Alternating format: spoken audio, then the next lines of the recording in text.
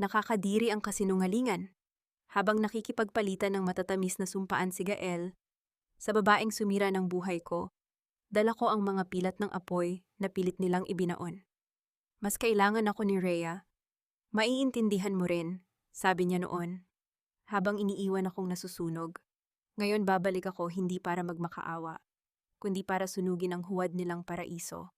Handa na ba silang salubungin ang asawang pinatay nila? Amihan, lakasan mo ang loob mo. Mas kailangan ako ni Rhea ngayon, hihimatayin na siya. Maiintindihan mo rin ako, palagi kang matapang, alam kong kaya mo yan. Ang alingaw-ngaw ng boses na iyon ay tila mas matalas pa sa patalim na humiwa sa lalamunan ni Amihan. Marahan niyang iminulat ang kanyang mga matang namumula at nagluluha dahil sa makapal at itim na usok. Sa mismong araw ng kanyang kasal, suot ang traheng puti na ngayon ay unti-unti nang nilalamon ng nag-aalab na apoy. Naghintay siya sa kanyang bayani. Isang kapitan ng bumbero ang kanyang asawa. Ngunit sa halip na siya ang sagipin, nakita ng sarili niyang mga mata kung paano mahigpit na binuhat ni Gael si Rhea, ang babaeng walang galos at pilit lamang na pumipikit palabas ng pintuan. Naiwan si Amihan sa gitna ng nagngangalit na impyerno. Wala siyang lakas para sumigaw. Ang hapdi sa kanyang baga dahil sa nalalanghap na usok ay walang binatbat sa tila pagdurog ng kanyang puso sa loob ng kanyang dibdib. Parang pinipiga ang kanyang kalamnan, namamanhid ang kanyang mga binti at unti-unting bumibigay ang kanyang tuhod. Bumagsak siya sa mainit na sahig. Tanging ang kamay niyang nanginginig ang nagawang iunat pilit na inaabot ang anino ng asawang papalayo. Sa kanyang daliri, ramdam na ramdam niya ang nagbabagang init ng singsing na ilang oras pa lamang ang nakakalipas ay isinuot ni Gael habang nangangako ng walang hanggang pag-ibig.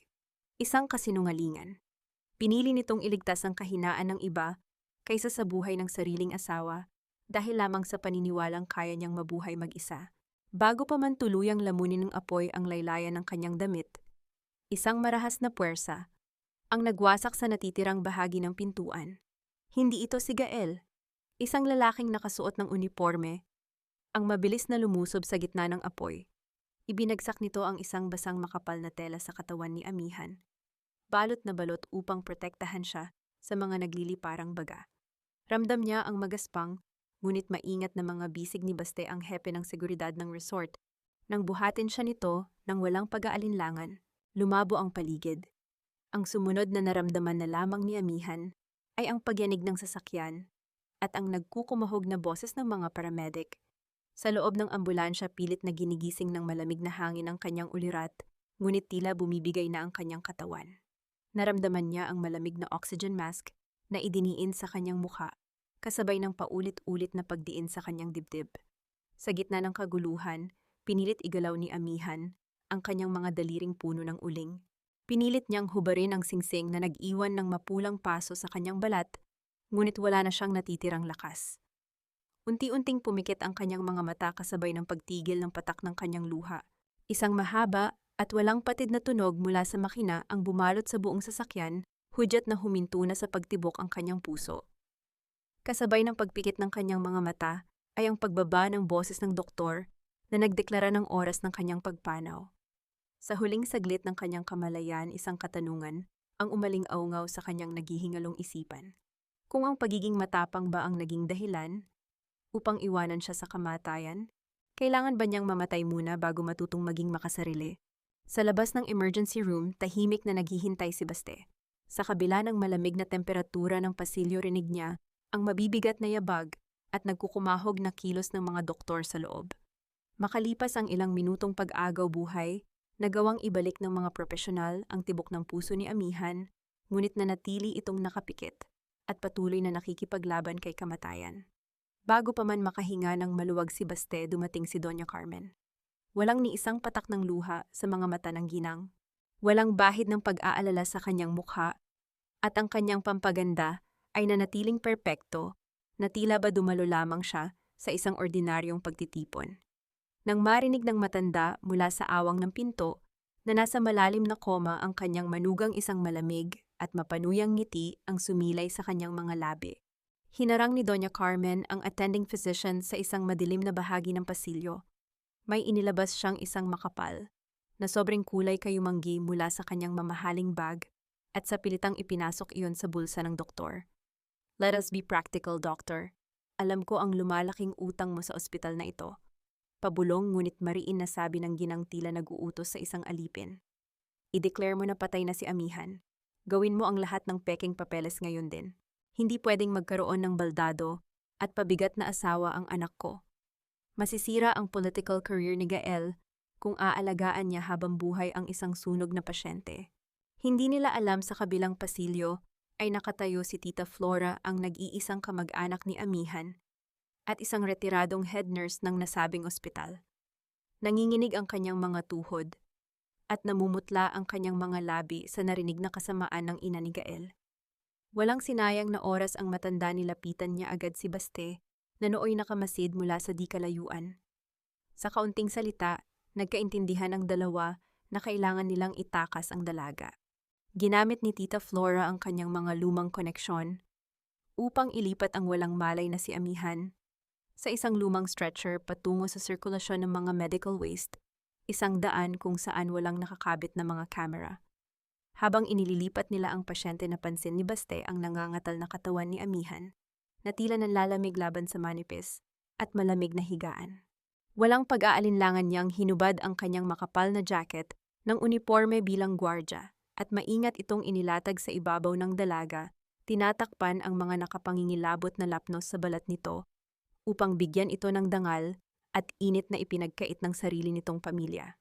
Habang isinasakay nila ang walang malay na si Amihan sa isang luma at pinahiram na van sa likod ng ospital, umilaw ang screen ng cellphone ni Baste na nasa kanyang bulsa. Isang tahimik na missed call mula sa control room ng mga security camera sa resort ang bumulaga sa kanya, nag-iiwan ng katanungan kung ano ang natuklasan ng kanyang mga tauhan sa pinangyarihan ng sunog na kailangan nilang i-report ng ganito kabilis. Ngunit binaliwala niya muna ito at mabilis na isinara ang pinto ng van, papalayo sa impyernong iyon upang sagipin ang natitirang hininga ng dalaga.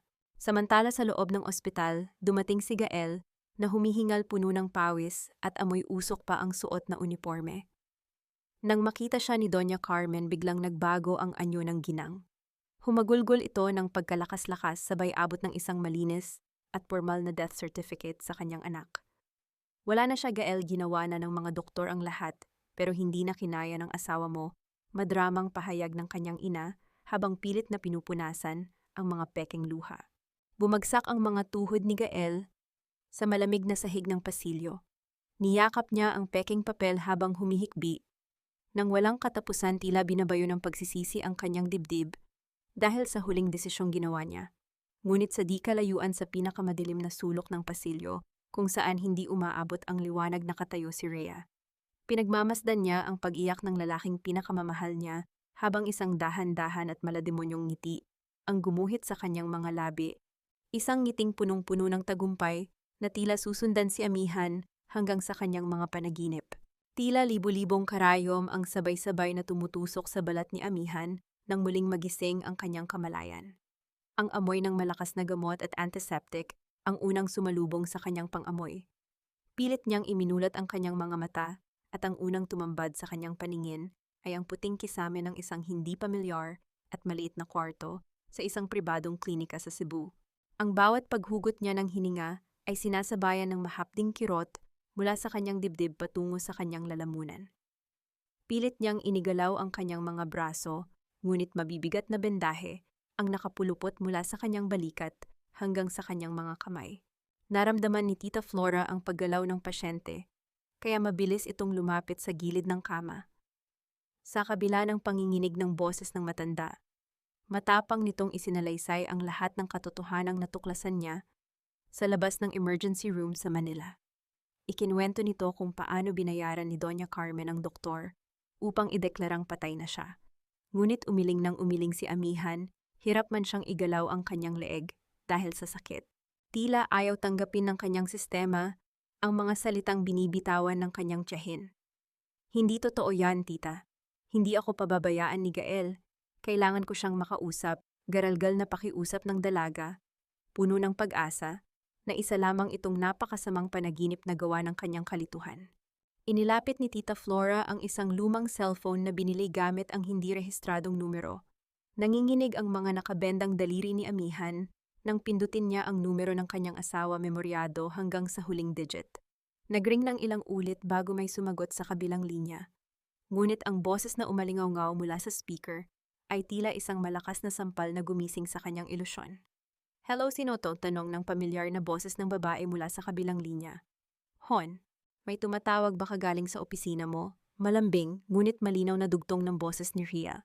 Nalaglag ang cellphone mula sa walang lakas na kamay ni Amihan. Bumagsak ito sa malambot na kumot ng walang anumang ingay. Walang luha na lumabas sa kanyang mga mata, ngunit mariin niyang kinagat ang gilid ng kanyang kumot hanggang sa maramdaman niya ang init at alat ng kanyang sariling dugo na dumaloy mula sa kanyang pumutok na labi. Hindi siya sumigaw. Ang pinakamatinding sakit ay ang pagdurusa sa gitna ng katahimikan, habang ang bawat hibla ng kanyang pag-ibig, pag-asa at pagtitiwala ay tuluyang nabasag sa libu-libong piraso na hindi na kailanman mabubuo pa. Tanging ang pagpikit ng kanyang mga mata ang naging takas niya sa katotohanang pinatay siya, hindi lamang ng apoy, kundi ng mga taong pinakamahalaga sa kanya. Habang nagpupumiglas ang kanyang kaluluwa sa panibagong sugat, hindi niya namalayan ang malamig na simoy ng hangin mula sa bukas na bintana, bitbit ang amoy ng asin at dagat ng Cebu. Pinilit niyang igalaw ang kamay patungo sa kanyang mukha. Pilit niyang kinapa ang gilid ng kanyang pisngi, at doon niya naramdaman ang tuyo at magaspang na balat na naiwan ng sunog. Amoy na amoy pa rin niya ang asidong usok mula sa apoy, na tila ba bumaon na ng tuluyan sa kanyang buhok at laman, isang palatandaang hindi na mabubura kailanman. Wala siyang ideya kung paano at sino ang patuloy na nagbabayad ng napakalaking halaga para sa mga pribadong doktor na nag-oopera sa kanya at sa lahat ng gamot na araw-araw na bumubuhay sa kanya. Sa huling patak ng kanyang pag-asa, isang marahas na hakbang ang kanyang ginawa. Buong lakas niyang hinila ang nakakabit na swero mula sa kanyang braso. Wala siyang pakialam sa dugong tumulo mula sa tinanggalang karayom. Ang kanyang paningin ay diretso lamang sa maliit na telebisyon sa sulok ng kwarto, kung saan ibinabalita ang malaking libing ng asawa ng isang sikat at hinahanga ang kapitan ng bumbero sa Maynila. Isang malalim at malamig na buntong hininga ang lumabas sa kanyang mga labi, tanda ng huling pagpapaalam sa Amihan na minsan ay naging sunod-sunuran. Sa isang eksklusibo at marangyang sementeryo sa Maynila, idinaraos ang isang magarbong libing na tila ba isang pagtitipon ng mga politiko at matataas na tao sa lipunan. Nakatayo si Gael sa harap ng isang puting kabaong na puno ng mga pinakamamahaling bulaklak na puting rosas. Bagaman bakas sa kanyang mukha ang pagod at pamamayat, hindi maikakaila ang presensya ni Rhea, na laging nakadikit sa kanyang braso, hawak-hawak ang isang itim na panyo na panay ang dampi sa kanyang mga tuyong mata. Sa hindi kalayuan, abala naman si Doña Carmen sa pagharap sa mga mamamahayag. Napakabuting manugang ni Amihan. Isang malaking kawalan sa aming pamilya, ngunit kailangan naming maging matatag para kay Gael. Puno ng pighati at nagmamakaawang tono ng matanda na halatang nagpapaikot lamang ng kwento upang umani ng simpatiya sa publiko. Samantala sa isang maliit na kwarto sa Cebu, nakaupo si Amihan sa kanyang wheelchair. Ang kanyang mga mata ay matamang nakatitig sa screen ng cellphone na ipinahiram ni Baste. Pinapanood niya ang live na pag-broadcast ng kanyang sariling libing. Walang kahit anong emosyon na makikita sa kanyang mukha. Walang luha, walang galit, tanging isang malamig at blangkong pagtingin lamang.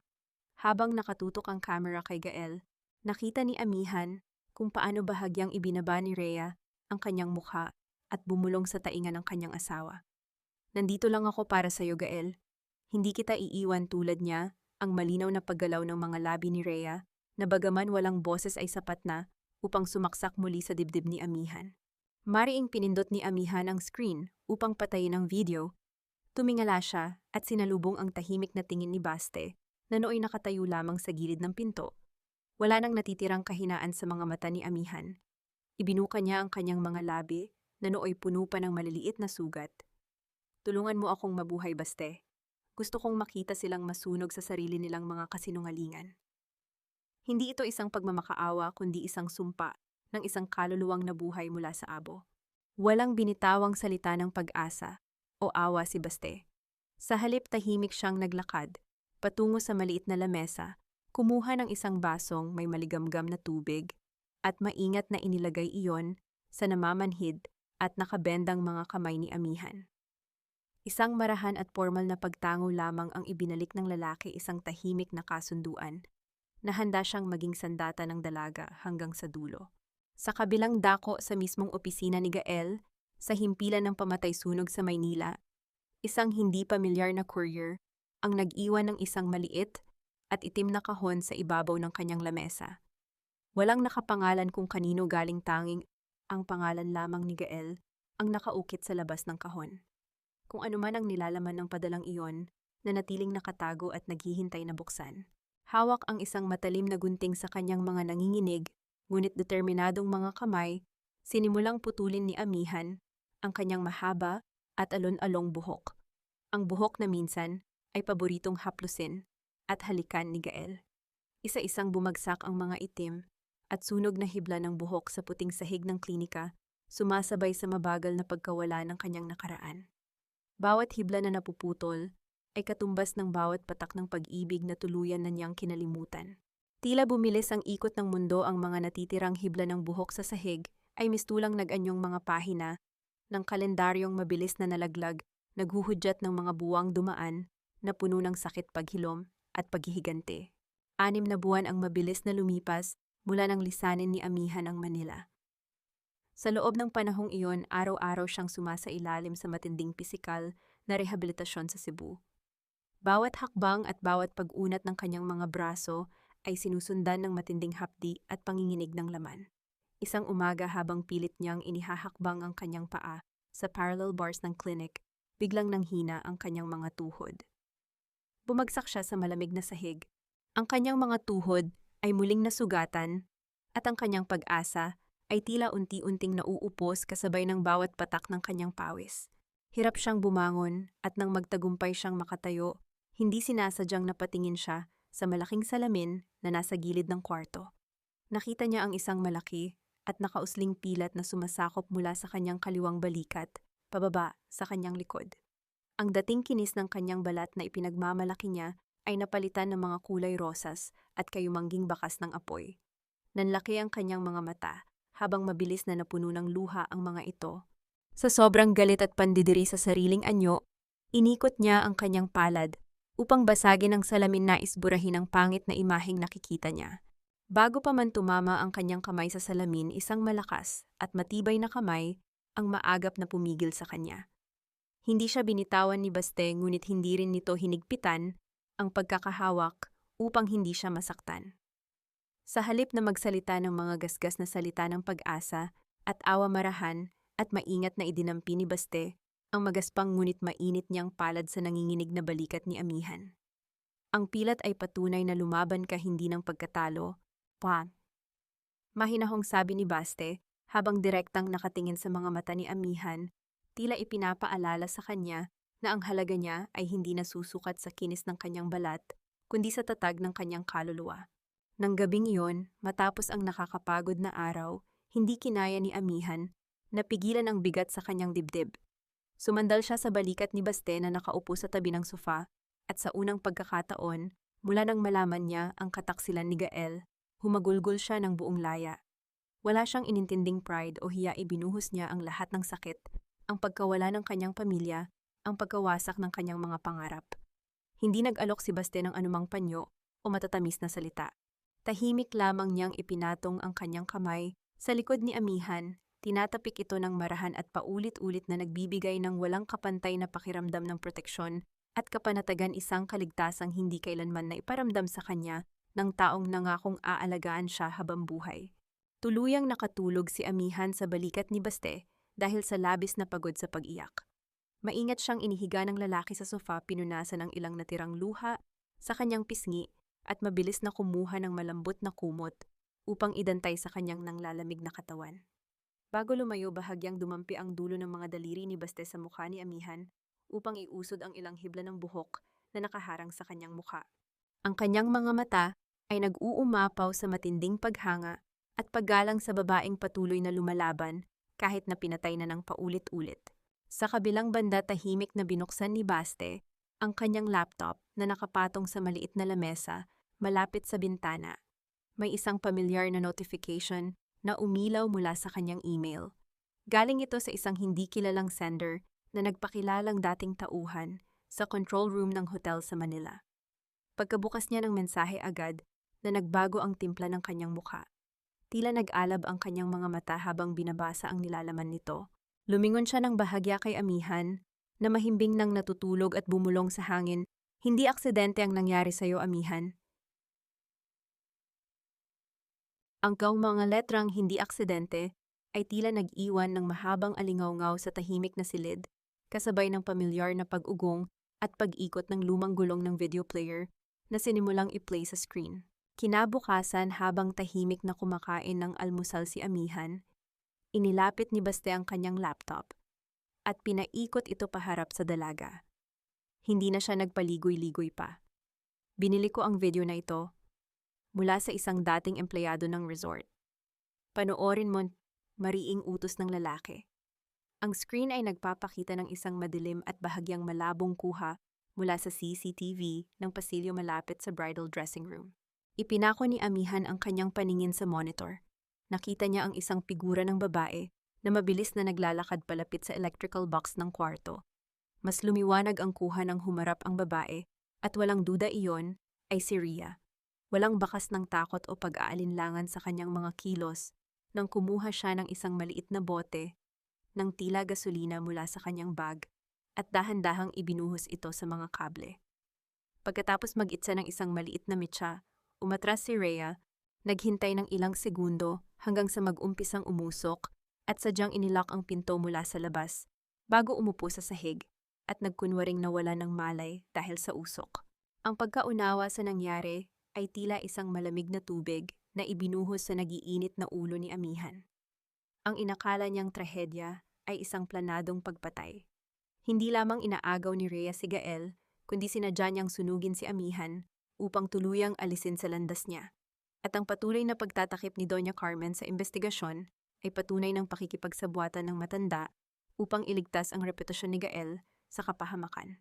Ang lungkot at pagkaawa sa sarili na bumabalot sa puso ni amihan noong mga nakaraang buwan ay biglang sumingaw na palitan ng isang malamig at nakakapasong puot. Walang luha na tumulo sa kanyang mga mata, sa halip isang madilim na determinasyon ang pumuno sa kanyang kaluluwa. Mas lalo siyang nainis sa sarili dahil sa haba ng panahong inaksaya niya sa pag-iyak sa isang pamilyang ang tanging ambag sa buhay niya ay kasinungalingan at panlilinlang. Hawak ni amihan ang isang baso ng tubig habang pinapanood muli ang video. Sa sobrang higpit ng kanyang hawak nakita ni Baste kung paano nagkaroon ng maliit na bitak ang baso, ngunit ang boses ni amihan ay nanatiling banayad. Walang kaemosyon-emosyon na tila nakikipag-usap lamang siya sa hangin. Napakagaling mong umarte, Rhea, pabulong ngunit matalim niyang binitawan. Sa kabilang banda malayo sa Cebu, sa mismong opisina ng hepe ng pulisya sa Maynila, may isang selyadong folder na may markang classified. Ang nakatago sa ilalim ng drawer, naglalaman ng orihinal na report ng sunog na pilit tinakpan ng isang mataas na opisyal. Walang nakakaalam kung kailan ito muling mabubuksan at kung sino ang nasa likod ng pagtatago nito. Dali-daling kinuha ni amihan ang kanyang telepono at nag-dial ng isang numero mula sa kanyang lumang listahan ng mga kontak. Matapos ang ilang pag-ring, isang babaeng abogado ang sumagot. Attorney Tala Manansala. Panimula ni amihan nang walang anumang pag-aalinlangan sa kanyang boses. Kailangan ko ng isang abogadong hindi takot sa pamilya Montenegro. Ang pangalan at pakiusap ay sinalubong lamang ng katahimikan mula sa kabilang linya bago ito nagwakas, ngunit sapat na ito upang mag-iwan ng tiwala at katiyakan. Kasabay ng pagbaba ng tawag ay ang imahinasyon ng pagdating ng isang figurang matapang hudyat ng pagsisimula ng pagbabago. Mula sa kabilang dulo, nag-umpisang umalingawngaw ang matapang na hakbang ng sapatos palapit ng palapit, patungo sa lugar kung saan ang katotohanan ay nakatakdang muling isilang. Ilang araw lamang ang lumipas matapos ang tawag ni amihan dumating sa Cebu, si Attorney Tala Manansala, isang abogadong kilala sa kanyang katapangan at walang takot na pagharap sa mga malalaking kaso laban sa mga tiwaling pamilya sa Maynila. Tahimik nilang pinag-aralan ang bawat detalye ng CCTV footage at ang peking death certificate na hawak ni Amihan. Ipinaliwanag ni Tala ang bigat at kapangyarihan ng pamilya Montenegro sa politika.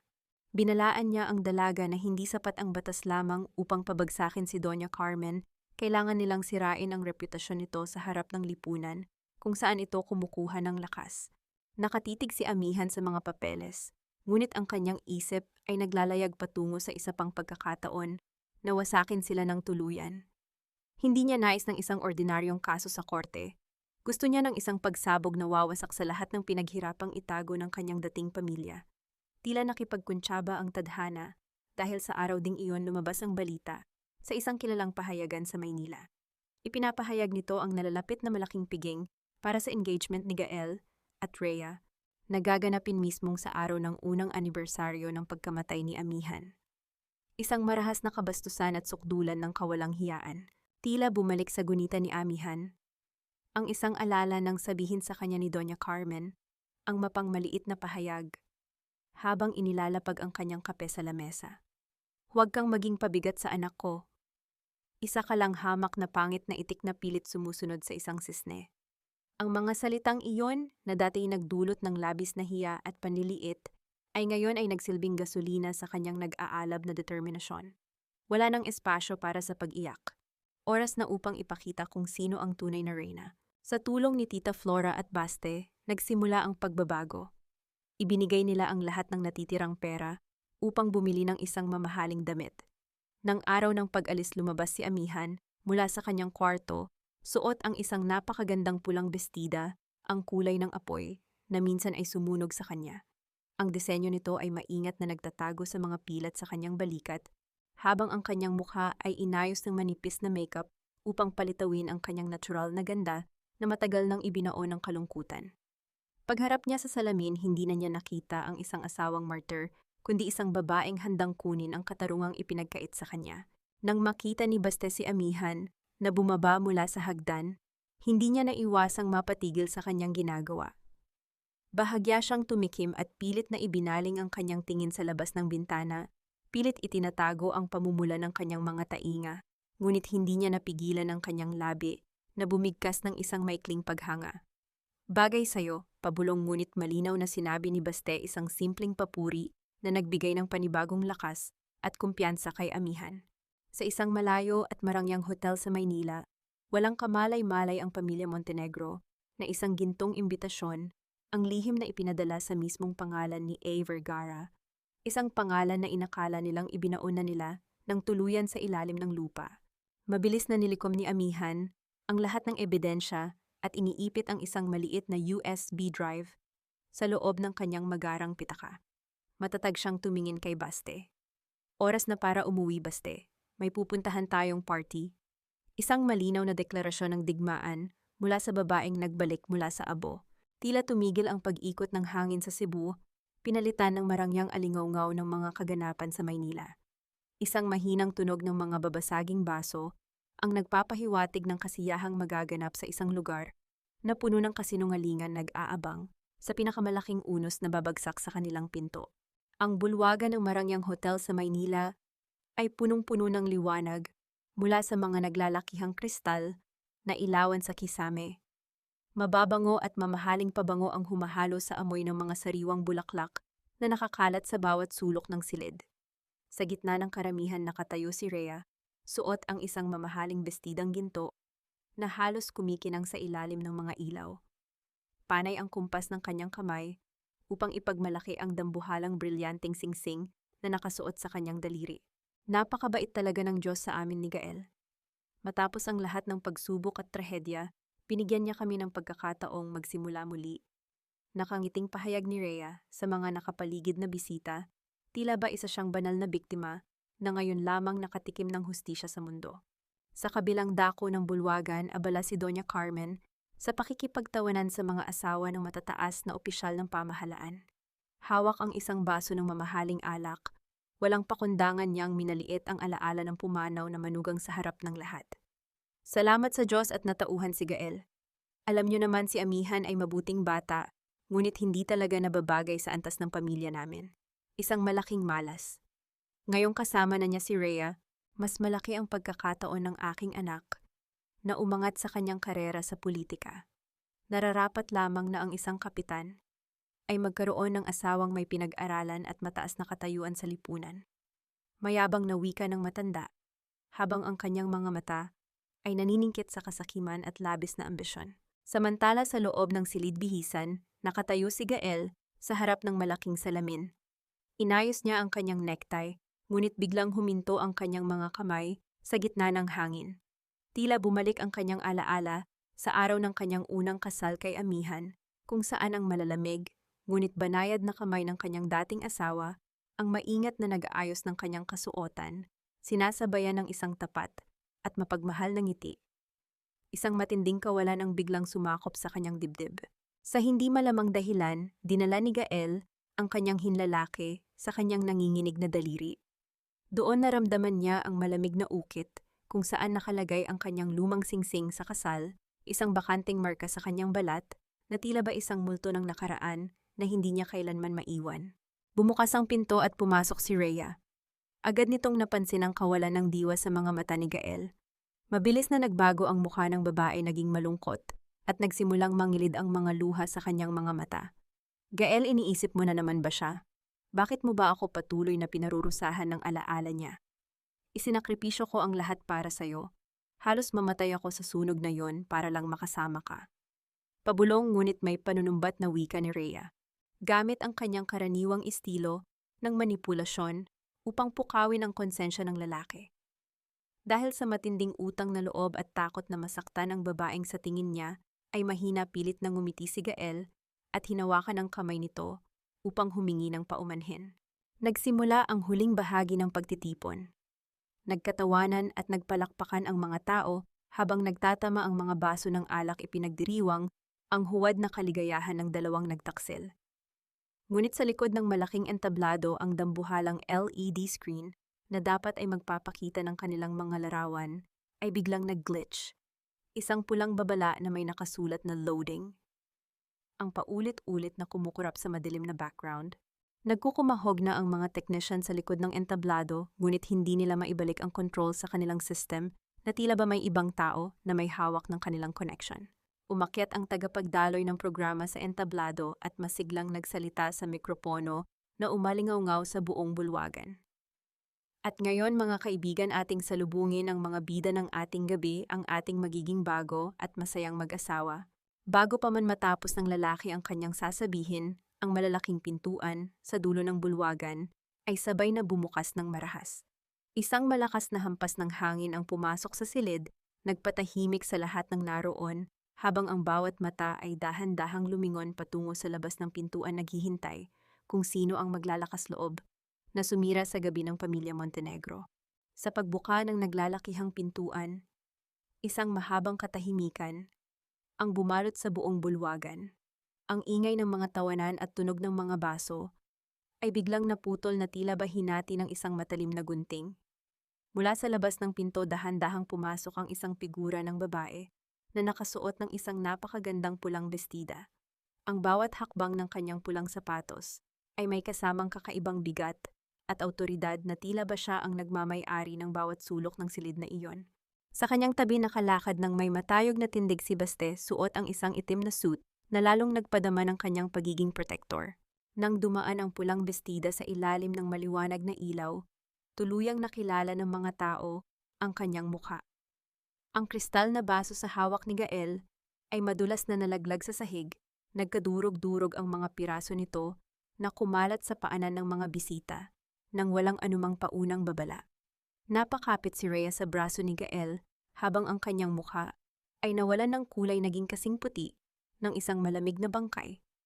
Napaatras naman si Doña Carmen ng ilang hakbang, muntik nang mawalan ng balanse dahil sa panginginig ng kanyang mga tuhod, habang nakatitig sa babaeng inakala niyang matagal nang naging abo sa ilalim ng lupa. Walang kahit anong bakas ng takot o galit sa mukha ng babae. Huminto siya mismo sa gitna ng bulwagan, hinarap ang pamilyang nagtaksil sa kanya nang may banayad at eleganteng ngiti. Pasensya na kung na-late ako sa sarili kong death anniversary, mahinahong wika ni Amihan, ngunit ang bawat salita ay may dalang lamig, na tila ba yelo na bumaon sa puso ng mga nakikinig. Tiningnan niya si Gael hindi bilang isang asawang nasaktan, kundi bilang isang estranghero na walang anumang halaga sa kanyang bagong buhay. Sa gitna ng pagkalito, isang gwardya ng hotel ang nagtangkang lumapit kay Amihan upang harangin ito. Ngunit bago pa man nito maitaas ang kanyang kamay, humakbang ng kalahati si Baste patungo sa harap ng gwardya.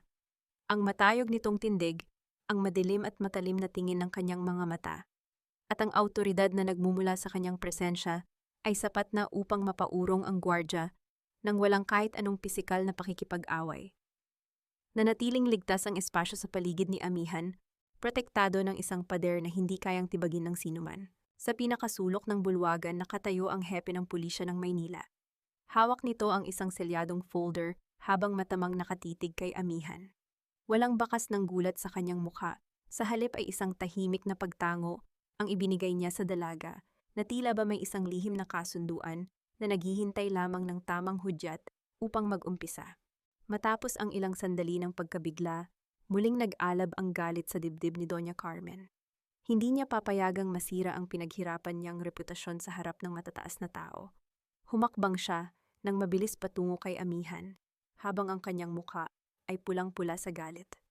"Impostora, multo ka, paalisin ang baliw na yan sa aking pamamahay." Sigaw ng matanda sa bayvong ng kanyang kamay sa hangin, naglalayong ihampas ang isang malakas na sampal sa pisngi ng kanyang dating manugang. Bago pa man dumampi ang palad ng matanda, isang kamay ang mabilis na sumulpot sa gitna ng hangin. Mahigpit nitong sinakop ang manipis na pulso ni Doña Carmen, pinatitigil ang kanyang marahas na kilos nang walang kahirap-hirap.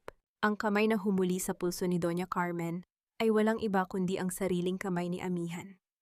Sa kabila ng kanyang maringal at kalmadong tindig, may sapat na lakas ang kanyang pagkakahawak upang mapatigil ang matanda. Marahas na inihagis ni Amihan ang kamay ng kanyang dating ina-inaang asawa, dahilan upang mapaatras ito ng bahagya.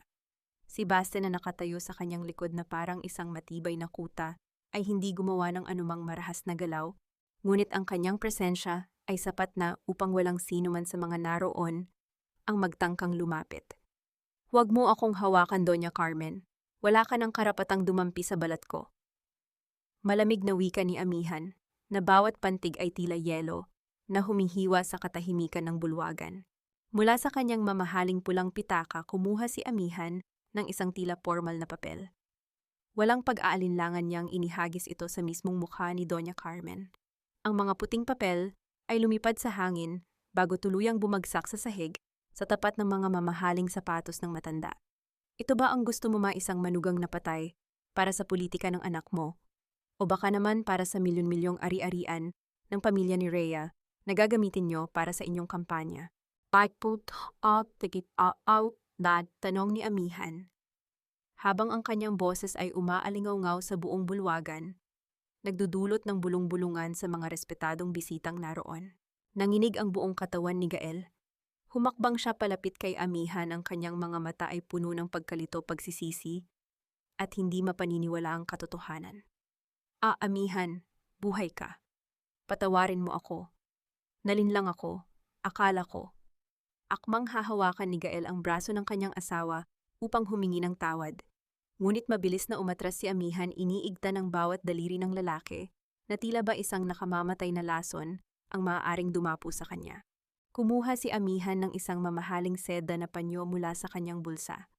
Dahan-dahan niyang pinunasan ng kanyang pulso ang mismong bahagi kung saan hinawakan niya si Doña Carmen kanina bago ito kaswal na ibinagsak sa sahig. Tinatrato ang matanda at ang kanyang pamilya bilang dumi na hindi karapat-dapat manatili sa kanyang katawan. Ang bawat kilos ni Amihan ay puno ng marangyang paghamak na nagpababa sa dignidad ng pamilya Montenegro sa harap ng kanilang mga piling panauhin. Naramdaman ni Rhea na unti-unti nang nawawala ang atensyon ni Gael sa kanya. Mabilis siyang kumapit sa manggas ng uniforme ng lalaki, pilit na humihingal at dahan-dahang napaupo sa sahig habang hawak ang kanyang dibdib. "Gael, ang puso ko, hindi ako makahinga. Tulungan mo ako." Pagmamakaawa ni Rhea gamit ang kanyang sikat na talento sa pag-arte, umaasang muling gagamitin ni Gael ang kanyang pagiging bumbero upang sagipin siya at iwanan si Amihan sa pangalawang pagkakataon. Sa madilim na sulok ng silid, Umilaw ang screen ng telepono ni Attorney Tala Manansala. Isang maikling mensahe mula sa kanyang kasamahan. Ang nabasa niya, lahat ng papeles ay pirmado na ng piskal. Papasok na ang mga pulis. Isang maliit na ngiti ang gumuhit sa labi ng abogado habang nakatingin kay Amihan, naghihintay ng huling hudyat. Tiningnan lamang ni Amihan si Rehia na kunwaring nag-aagaw buhay sa sahig. Isang malamig na tawa ang lumabas sa kanyang mga labi, isang tunog na nagpatayo ng balahibo ng mga nakikinig. Huwag kang mag-alala, Rhea. May inihanda akong regalo para sa inyong engagement. Gusto niyo bang panoorin kung gaano kakagaling gumawa ng sarili mong trahedya? Itinaas ni Amihan ang kanyang kaliwang kamay, nagbibigay ng isang formal na hudyat kay Baste, na nooy nakatayo na malapit sa control room ng dambuhalang LED screen sa harap ng entablado. Sa isang mabilis na pagkilos, isinaksak ni Baste ang hawak na USB drive sa pangunahing sistema ng hotel. Ang dambuhalang LED screen sa harap ng entablado na nooy nagpapakita ng mga matatamis at huwad na larawan ni Gael at Rhea ay biglang nagdilim. Ilang saglit pa pinalitan ito ng isang malabong kuha mula sa security camera ng resort, isang taon na ang nakalilipas. Ang bawat mata sa bulwagan ay napako sa screen habang pinapanood ang isang babaeng nakasuot ng pangabay na damit, si Rhea, na lilingon-lingon bago ibuhos ang likido sa kahon ng kuryente at sindihan ito nang may malawak na ngiti sa kanyang mga labi. Ang katahimikan sa bulwagan ay napalitan ng mararahas na bulong-bulungan ng gulat at dumi sa mukha ng mga piling panauhin. Diyos ko, si Rhea ba talaga yan? Siya ang pumatay sa asawa ng bumbero, ang ilan sa mga salitang narinig mula sa karamihan. Sa isang sulok, si Madam Beatrice, isang kilalang matanda sa mataas na lipunan na kanina lamang ay panay ang puri kay Doña Carmen, ay mabilis na dumaan sa gilid at lumayo. Kinuha niya ang kanyang mamahaling panyo upang ipagpag ang kanyang designer na gown na tila ba natatakot na madikitan ng dumi ng pamilya Montenegro, habang ang kanyang mukha ay puno ng matinding pandidiri sa kanyang nakita. Napako si Gael sa kanyang kinatatayuan. Ang kanyang mga mata ay nanlilisik habang nakatitig sa screen bago dahan-dahang bumaling kay Rhea na nooy nakaluhod pa rin sa sahig. Ang lahat ng kanyang paniniwala sa kahinaan at kawalan ng malay ng babaeng ito ay tila mga basong kristal na sabay-sabay na nagkadurog-durog sa kanyang harap. Binitawan niya ang pagkakahawak sa manggas ni Rhea na tila ba nakahawak siya sa isang maduming uod. Hindi pa doon nagtapos ang parusa. Mula sa mga dambuhalang speaker ng bulwagan, umalingaw-ngaw ang orihinal na audio na nakuha mula sa black box ng dressing room. Ang boses ni Gael ay malinaw na narinig ng lahat. Amihan, lakasan mo ang loob mo. Mas kailangan ako ni Rhea ngayon. Kasunod nito ang tunog ng kanyang papalaking mga yabag habang tumatakbo palabas, iniwan ang kanyang asawa sa gitna ng apoy. Ang mga panauhin na dati humahanga kay Gael bilang isang bayani ay tumingin sa kanya ng may matinding panghahamak. Ang kanyang dangal bilang kapitan ng bumbero ay tuluyang naging abo sa harap ng buong lipunan. Sa labas ng bulwagan, narinig ang mabilis at mabibigat na hakbang ng mga tao na tila ba may mga awtoridad na pilit na pumapasok sa kabila ng pagharang ng mga gwardya ng hotel. Ngunit walang sino man sa loob ang nag-abalang tingnan ito dahil sa tindi ng dramang nagaganap sa gitna ng silid. Nang makita ni Rhea na wala na siyang takas at ang lahat ng kanyang kasamaan ay nabulgar na sa harap ng lahat, tuluyan nang nawala ang kanyang katinuan. Ang kanyang maamong mukha ay napalitan ng isang mapangahas at baliw na hitsura. Mabilis siyang tumayo, hinablot ang isang matalim na kutsilyo na gagamitin sana sa pagputol ng engagement cake mula sa malapit na lamesa at buong lakas na sumugod patungo kay Amihan. Sinira mo ang lahat, akin lang si Gael. Dapat ay matagal ka nang namatay sa apoy. Yan sigaw ni Rhea habang iwinawagayway ang kutsilyo. Ang sinag ng matalim na pilak na talim ay sumalamin sa ilalim ng mga kristal na ilawan sa kisame, mabilis na bumababa patungo sa dibdib ni Amihan nang walang anumang pag-aalinlangan. Bago pa man tuluyang makalapit ang matalim na dulo ng kutsilyo sa dibdib ni Amihan, isang mabilis at matatag na pagkilos ang gumawa ng harang sa pagitan nila. Si Baste, na walang takot na humakbang patungo sa harap ng panganib, ay maagap na hinuli ang pulso ni Rhea. Sa pamamagitan ng isang banayad ngunit sapat na puwersa, ipinalis niya ang kamay nito dahilan upang malaglag ang kutsilyo sa makapal na karpet ng bulwagan nang hindi man lamang nasasaktan si Amihan. Ang mabilis at tahimik na pagtatanggol ni Baste ay nagpatingkad sa kanyang katayuan bilang tunay na tagapagtanggol ng dalaga. Kasunod nito tuluyang bumuka ang pinto upang papasukin ang mga opisyal ng pulisya, kasama si Attorney Talamanansala. Lumapit ang hepe ng pulisya kay Rhea, na nooy hawak pa rin ni Baste.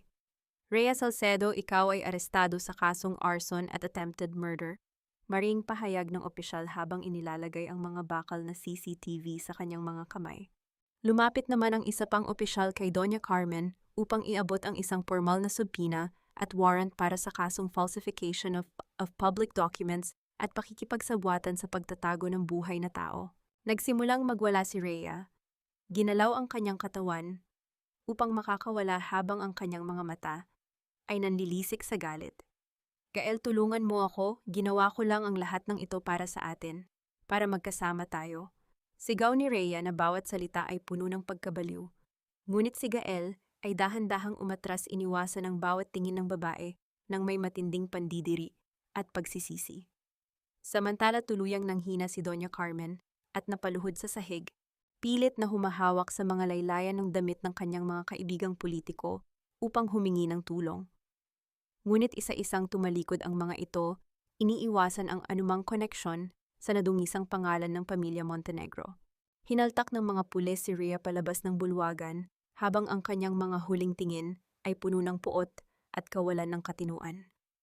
Nagsimula na ring mag-alisan ang mga bisita, bitbit ang mga bulong-bulungan na siguradong magiging tampulan ng balita sa buong bansa kinabukasan. Sa gitna ng unti-unting pagbawas ng tao, nanatiling ligtas at payapa si Amihan sa tabi ni Baste. Dahan-dahan niyang tinanggal ang jacket ni Baste na nooy nakapatong sa kanyang mga balikat upang protektahan siya sa lamig ng aircon at sa tensyon ng silid. Inabot niya ito pabalik sa lalaki, habang ang kanyang mga labi ay gumuhit ng isang maliit, ngunit tapat na ngiti. Tapos na ang trabaho, Baste. Salamat, pabulong niyang wika. Isang simpleng pasasalamat na may dalang malalim na kahulugan ng kalayaan. Naiwan si Gael na nakatayo sa gitna ng malawak at tila abandonadong bulwagan.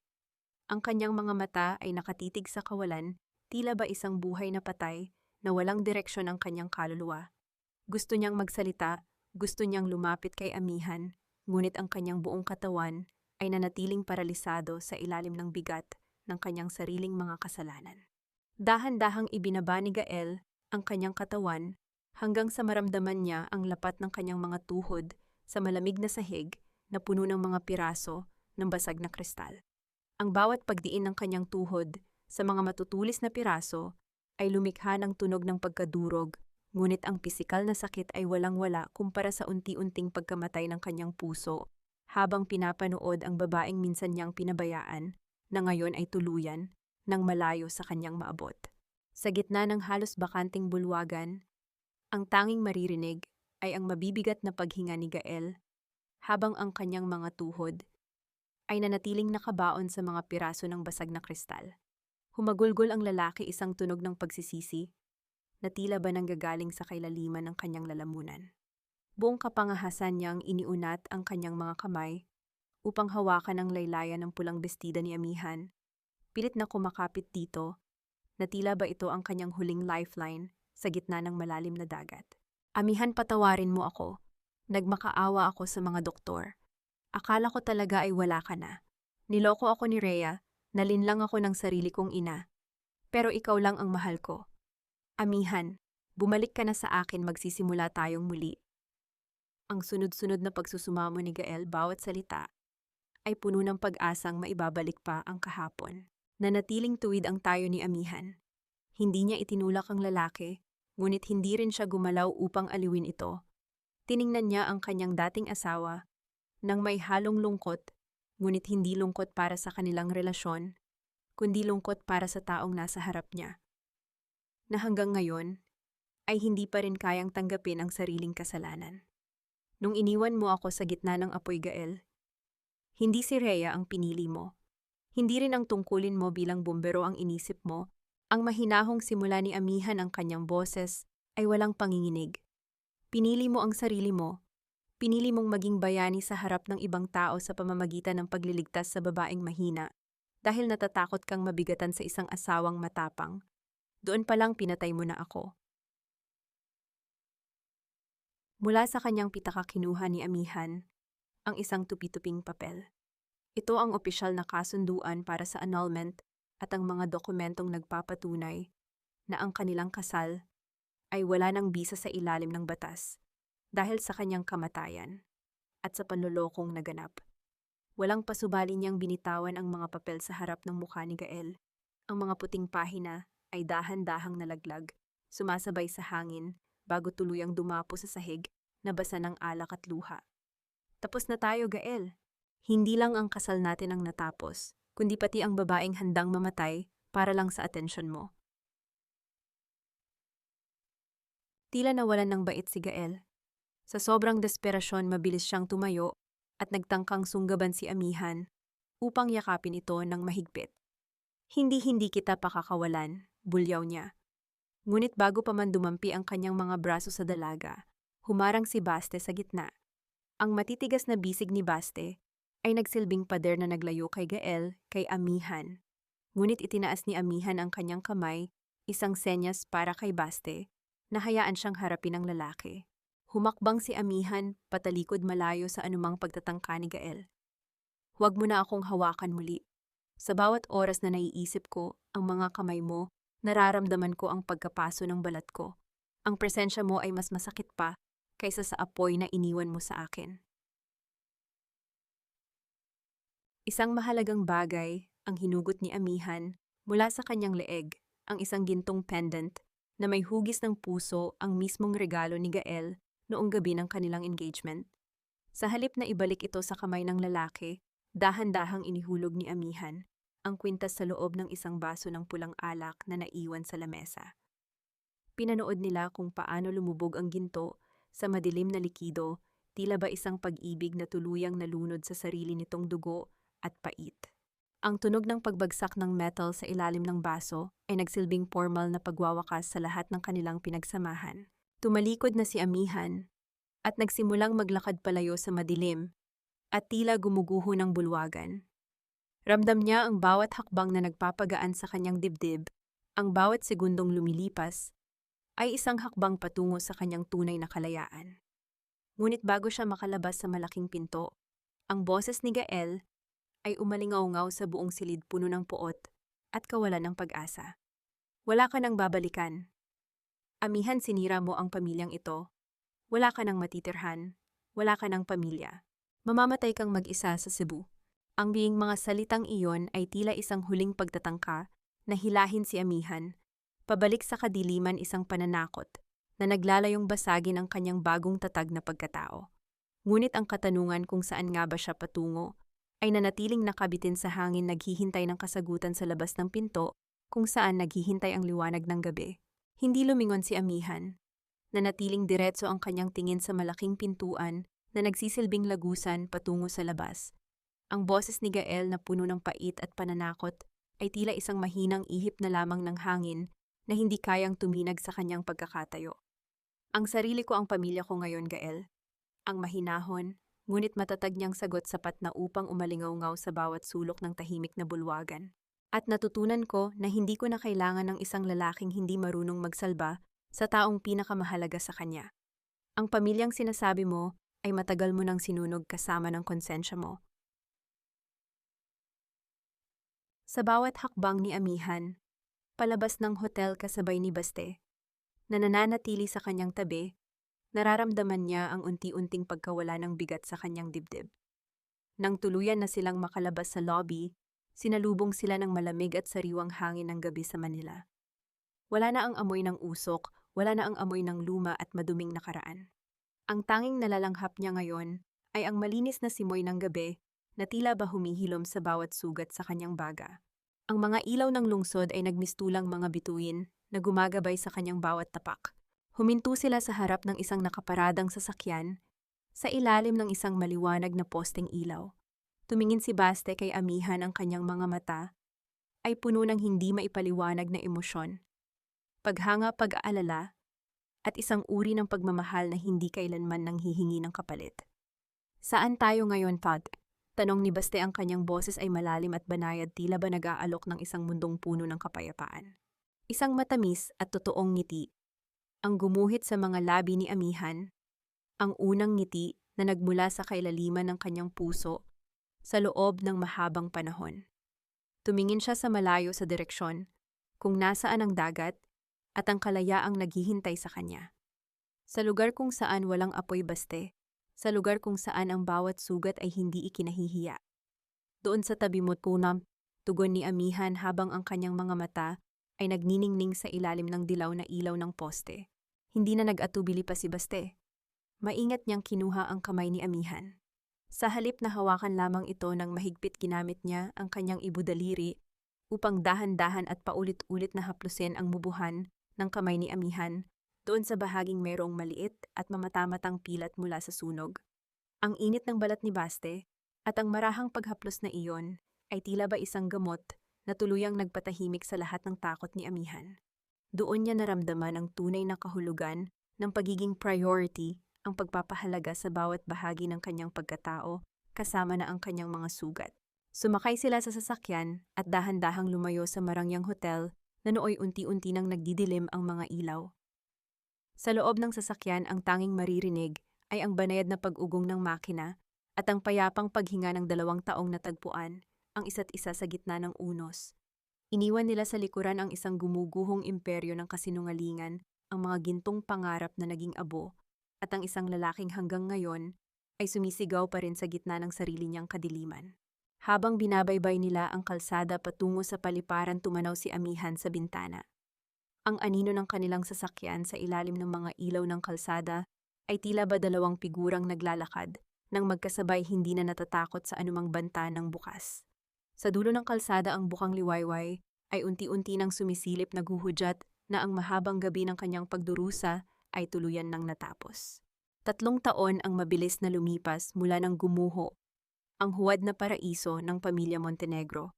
Sa mga pahina ng mga pahayagan, unti-unting nabaon ang balita tungkol sa iskandalo, ngunit ang mga pilat na iniwan nito ay nanatiling buhay sa mga taong nasangkot. Si Gael, na dati hinahangaan bilang isang bayani, ay tuluyan ng tinanggalan ng lenkana at tangal. Ngayon madalas siyang makita sa mga maliliit na bar sa kanto, yakap ang bote ng alak.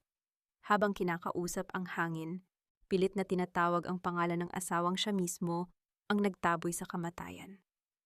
Si Doña Carmen naman ay naiwang mag-isa sa isang maliit at madilim na silid sa isang nursing home matapos maubos ang lahat ng kanyang yaman sa mga kaso at pagkakautang. Wala ni isa sa kanyang mga dating kaibigan ang bumibisita sa kanya. At si Rhea, sa loob ng malamig na rehas ng bilangguan, ay patuloy na nakikipag-usap sa kanyang sariling anino, nilalamon ng puot at kawalan ng katinuan na siya rin ang nagtanim. Sa kabilang dako ng bansa, sa ilalim ng asul na langit ng Cebu, isang malaking pagtitipon ang nagaganap. Nakatayo si Amihan sa harap ng isang bagong gusali na may nakasulat na ang Ilaw Foundation. Ito ay isang sentro na naglalayong magbigay ng proteksyon, trabaho at legal na tulong para sa mga kababaihang biktima ng karahasan at pagsasamantala. Nakasuot si Amihan ng isang simpleng puting bestida, rurok ng kapayapaan at tagumpay. Wala na ang takot sa kanyang mga mata, at ang bawat kilos niya ay nagpapakita ng isang babaeng ganap ng malaya sa tanikala ng nakaraan. Isang batang reporter ang lumapit sa kanya at nagtanong kung napatawad na ba niya ang mga taong sumira sa kanyang buhay. Ngumiti ng banayad si Amihan, isang ngiting hindi na humihingi ng anumang paliwanag.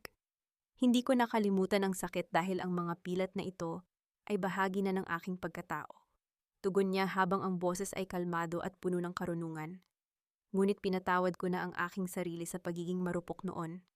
Doon nagsimula ang aking tunay na kapayapaan. Hindi mo kailangang maghiganti para maging masaya. Sapat na ang maging matagumpay at malaya sa galit na minsang sumunog sa iyong kaluluwa. Nang dapit hapon na naglakad si Amihan patungo sa pampang ng dagat. Mula sa di kalayuan, nakita niya si Baste na may kargang isang batang babae na may 2 taong gulang. Ang bata ay may mga matang kasing ningning ng mga bituin at tawa na tila musika sa pandinig. Nang makita ng bata si Amihan, agad itong nagpumiglas mula sa pagkakakarga ni Baste at tumakbo patungo sa kanyang ina habang sumisigaw ng kagalakan. Binuhat ni Amihan ang bata at mahigpit na niyakap Habang si Baste ay lumapit at inakbayan silang dalawa nagbibigay ng init at protection na hindi kailanman nagmaliw, isang mahalagang sandali ang naganap ng hawakan ng maliit na kamay ng bata, ang leeg ni Amihan, doon sa bahaging mayroon pang bahagyang bakas ng pilat mula sa apoy.